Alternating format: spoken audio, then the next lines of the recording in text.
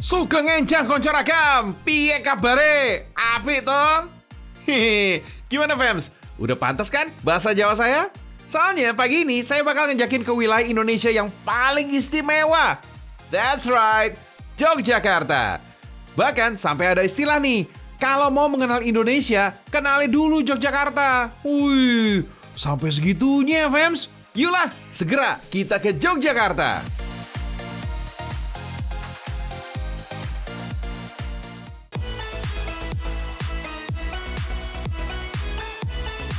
Fams, di antara hijaunya kebun dan sawah warga, ada satu area yang kelihatan berbeda. Dari ketinggian, kolam-kolam bundar yang berjajar ini mirip banget kayak tempat peluncuran roket atau landasan pesawat luar angkasa. Tapi tempat ini nggak ada hubungannya kok sama proyek luar angkasa, Fams. Di sini merupakan tempat budidaya ikan lele dalam kolam terpal yang terbesar di Yogyakarta. Yoi Fams, selama ini dikenal sebagai kota gudeg, kota budaya, pendidikan, maupun wisata. Tapi sebenarnya Jogja ini udah layak punya julukan baru nih, yaitu kota sejuta lele. Memang gak berlebihan sih kalau Jogja ini juga dijuluki demikian, karena dalam sehari kebutuhan lele di sini bisa mencapai lebih dari 30 ton. Oh my wow! Ikan lele untuk konsumsi biasa dipanen saat usianya mencapai 3-4 bulan. Dalam ukuran 1 kilo siap panen, biasanya berisi antara 7-10 ekor ikan lele. Hitung sendiri aja fams, kalau dalam sehari butuh 30.000 kilogram. Berarti totalnya bisa mencapai 300.000 ekor ikan lele yang dikonsumsi di wilayah Yogyakarta setiap harinya. Wele! Dengan kebutuhan yang super jumbo seperti itu, akhirnya ketersediaan lele yang ada ini nggak akan bisa sepenuhnya dipasok petani lokal. Beberapa wilayah lain di Jawa Tengah, Jawa Timur juga turut memasok ikan berkumis ini, fams. Kalau nggak gitu, waduh, pada bete nih penggemar pecel lele di Jogja. Oh iya, fams, dari sekian banyak pembudidayaan lele di Yogyakarta, tempat ini menjadi yang terbesar untuk budidaya dengan metode kolam terpal. Lokasinya di Kabupaten Bantul, Omah Lele Catfish Farm. Nah, ini udah lama eksis nih di dalam dunia perikanan di Yogyakarta. Berawal dari 20 tahun lalu dengan membudidaya aneka jenis ikan air tawar hingga akhirnya berfokus pada ikan lele sejak 7 tahun silam.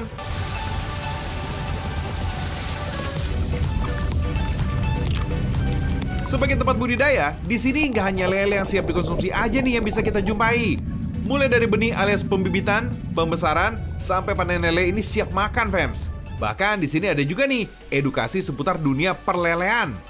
Gak kira-kira, fams, di sini terdapat lebih dari 250 kolam produktif. Bahkan kemungkinan akan nambah lagi nih seiring perluasan area kolam. Kalau untuk satu kolamnya bisa berisi antara sekitar 1.000 sampai 6.000 ekor ikan lele. Wah, ngeri banget tuh, fams.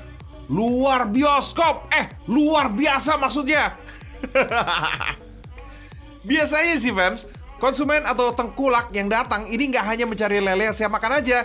Beberapa di antaranya juga membeli bibit lele dengan ukuran 2, 4, sampai 7 cm. Rupanya sekalian mau beternak juga nih, fams.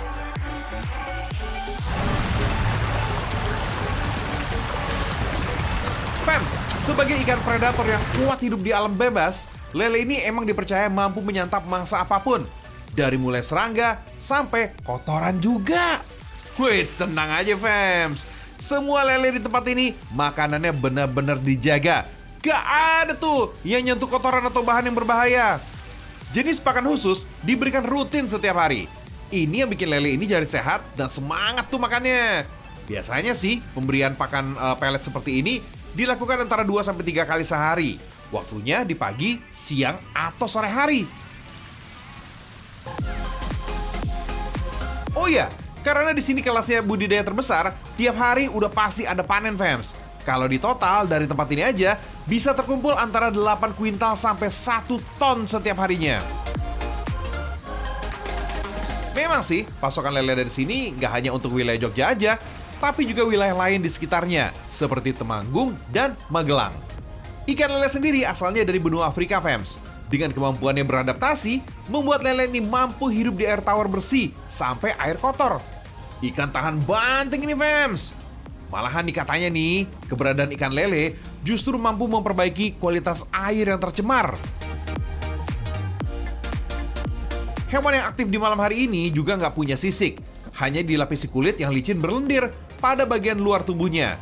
Lendir licin ini berfungsi untuk melindungi diri dari bakteri dan infeksi, serta membantu pergerakan di air maupun di lumpur, fams. Ikan lele betina bisa menghasilkan 2 hingga 21 ribu butir telur yang akan menetas dalam waktu 6-10 hari. Karena tahan banting alias mampu beradaptasi dan berkembang biak, makanya ikan lele ini menjadi salah satu ikan air tawar yang favorit untuk dibudidaya. Penggunaan kolam terpal ini juga menjadi salah satu solusi masa kini dalam urusan budidaya ikan tawar. Selain lebih praktis dan mudah dipraktekkan di lahan sempit, biaya untuk kolam terpal ini juga relatif lebih murah jika dibanding dengan kolam tembok atau semen. Kalau datang ke sini nih fams, nyaris nggak ada bau atau aroma menyengat kotoran ikan lele. Sirkulasi air yang terus mengalir selama 24 jam penuh bikin kolam-kolam terpal ini bebas dari kotoran yang mengendap. Otomatis dong, kalau kolamnya bersih, lele yang hidup di dalamnya juga lebih sehat, fams.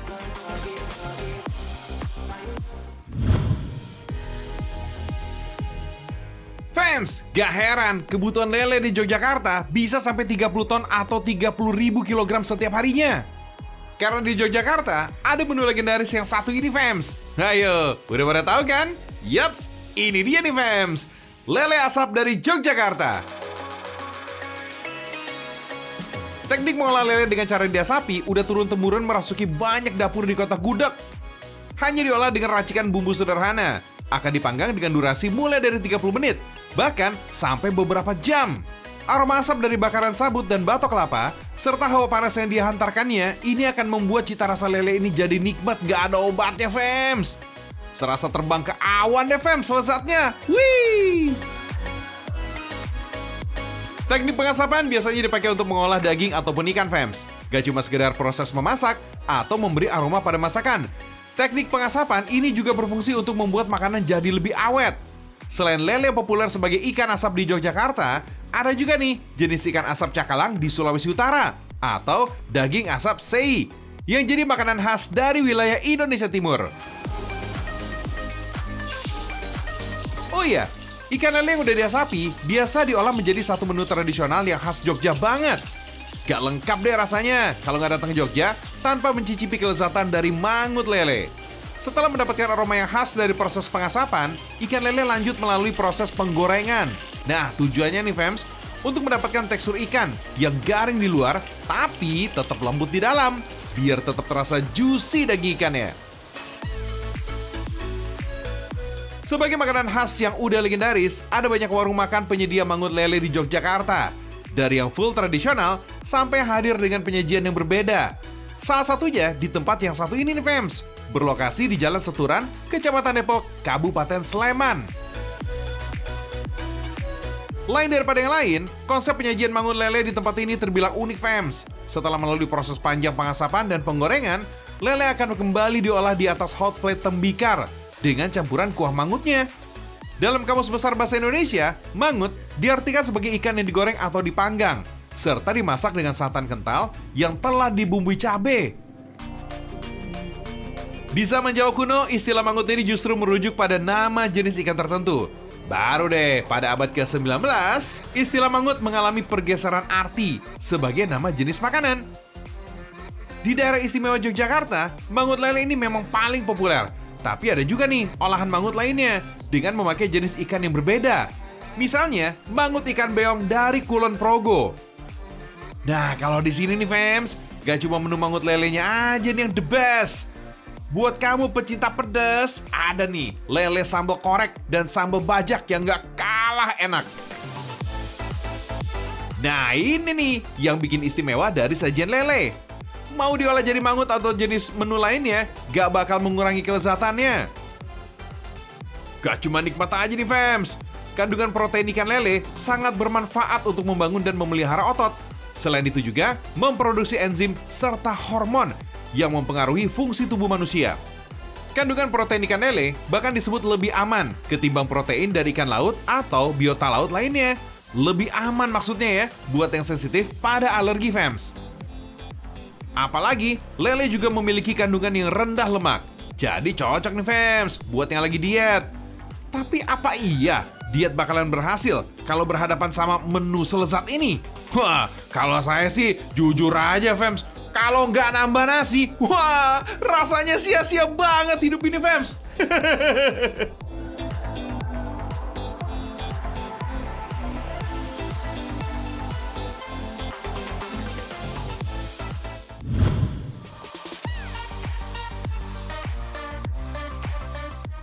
Buat penggemar lele, biasanya lebih suka yang ukurannya cenderung kecil ya, Fems, daripada yang gede-gede.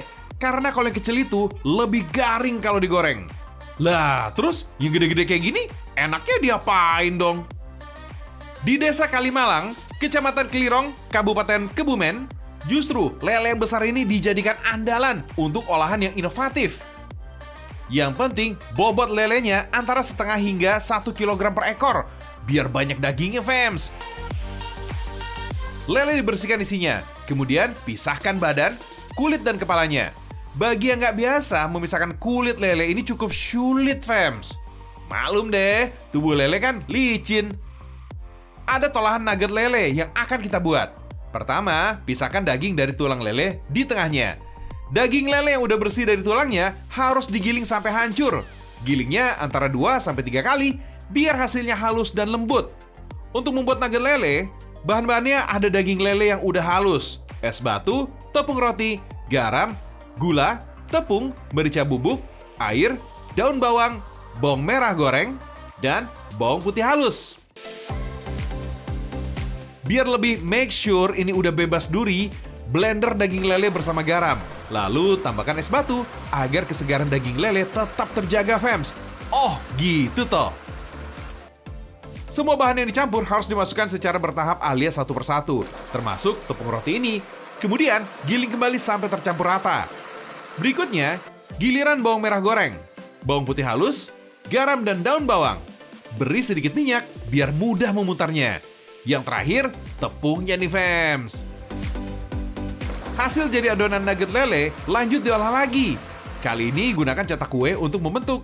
Maklum deh, Fems, nugget lele ini emang ditujukan kalangan anak-anak. Rendam dulu nuggetnya dalam campuran air dan tepung berbumbu. Terus, lapisi tepung panir. Lapisan tepung panir ini alias tepung roti inilah yang bikin cita rasa nugget jadi renyah di luar dan lembut di dalam. Lanjut, Fems. Kukus nugget selama 10-20 menit supaya nuggetnya gak hancur saat dikemas nanti. Berhubung kita lagi ada di pabriknya nih, Fems, langsung aja nih kita goreng nugget-nuggetnya. Sebelum hadir kreasi nugget ikan, nugget ayam ini udah populer lebih dulu. Penemu resepnya adalah Robert Baker, seorang ahli unggas dan profesor makanan dari Amerika di tahun 1960-an. Katanya sih, penemu chicken nugget ini tidak mematenkan resep temuannya. Tujuannya agar seluruh dunia ini bisa ikut berkreasi, serta merasakan kelezatan dari hasil temuannya.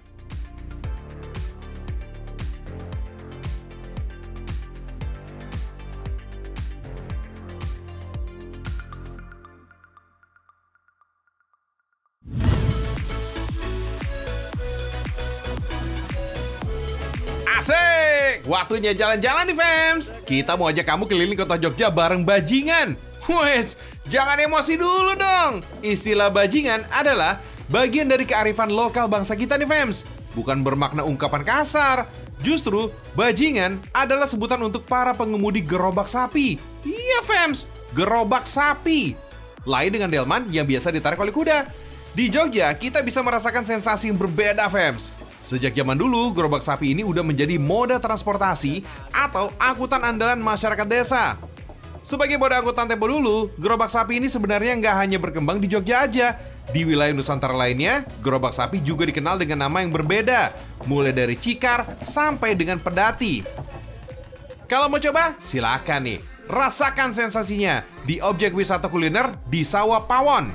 Mengusung konsep wisata kuliner kembali ke desa, segala beban dan penat ala ibu kota bisa dengan mudah kita lupain.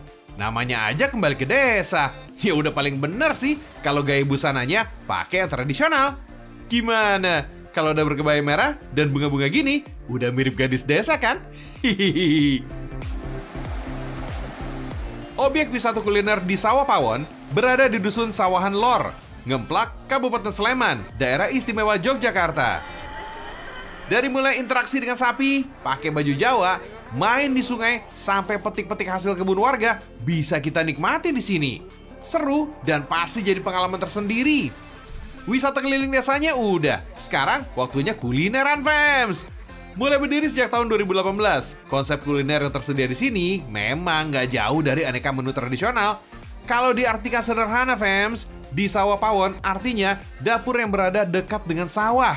Biasanya sih, konsep pawon ini mengarah kepada dapur dengan peralatan jadul dan perapian dari kayu bakar. Nah, di sini nih, fams, tumisan bunga dan daun pepaya juga jadi sajian khas. Kenikmatannya gak bakal didapatkan di lain tempat. Cobalah sekali-sekali kalau pas main kesini. Sesuai dengan namanya, area wisata kuliner ini memang berada di tengah sawah dan pekarangan kebun desa. Bangunan utama ini berbentuk joglo dengan ornamen khas rumah desa tempo dulu. Ini dia nih aneka menu tradisional yang jadi unggulan di tempat ini. Bukan cuma menu Jogja aja, menu Nusantara ngumpul semua di satu meja. Ada ayam bakar khas Taliwang, ayam bumbu hitam ala Madura, pindang rica, nasi goreng Jawa, mangut lele, dan mangut manyung. Memang deh, fams, menu khas pedesaan ini nggak pernah bikin bosan. Serasa kembali ke kampung halaman, mengobati sedikit rindu masakan ibu ataupun nenek.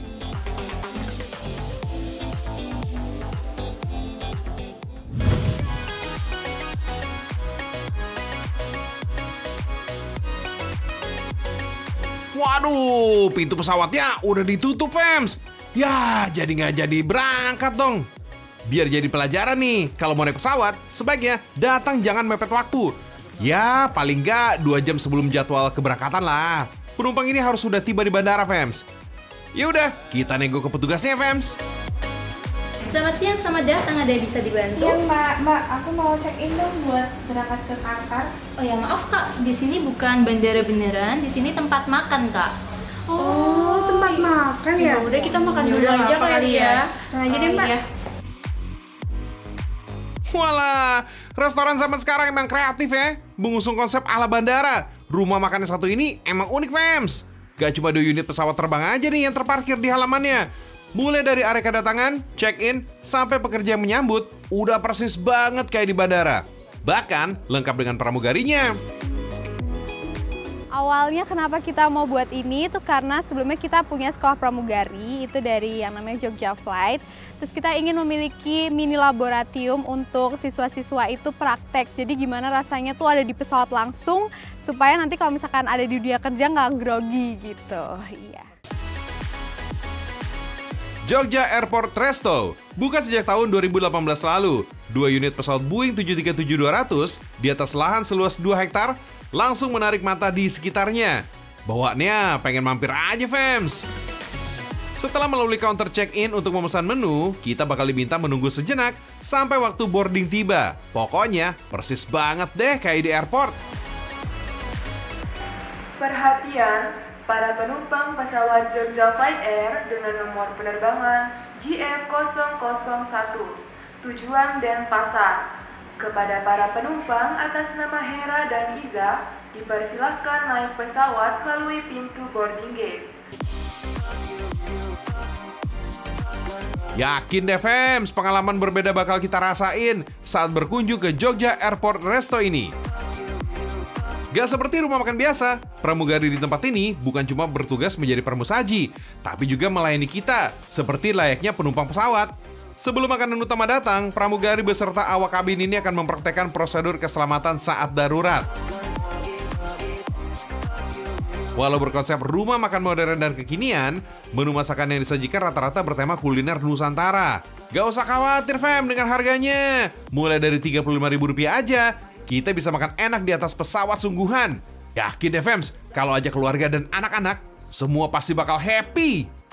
Untuk urusan cita rasa, kenikmatannya so pasti luar biasa. Sensasi menyantap menu di dalam pesawat terbang bakal jadi pengalaman yang sulit terlupakan. Apalagi habis makan enak, kita bisa mampir ke dalam ruang pilot alias kokpit. Wah, seru banget tuh. Wait, tenang. Gak usah takut walau masih amatiran. Kapan lagi nih bisa ngutak-atik tombol di ruang kemudi pesawat tanpa takut jatuh? Hehehe.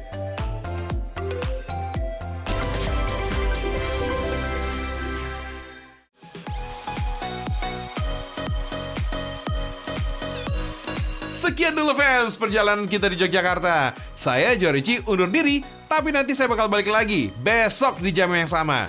Saksikan terus Seragam Indonesia, karena Indonesia mendunia dan selalu istimewa. Bye semua!